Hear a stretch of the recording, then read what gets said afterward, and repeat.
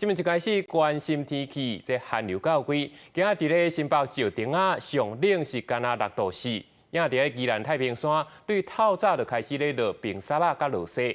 气象署是表示，这明仔载温度就会渐渐回升，雨水嘛会变较少。若拜三，阁有另外一波方面的报道，时到这就会阁开始阁要落雨。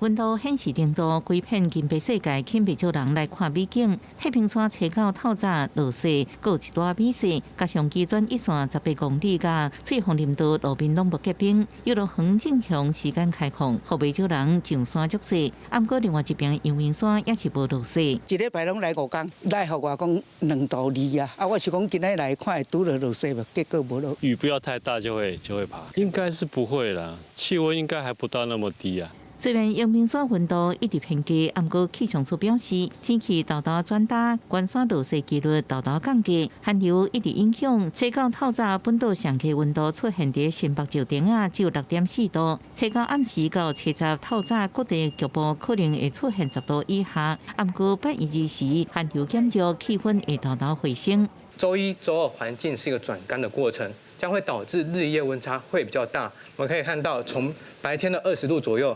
到了礼拜2的清晨，受到辐射冷却的影响，低温可能还是有机会来到10出头度的一个低温哦。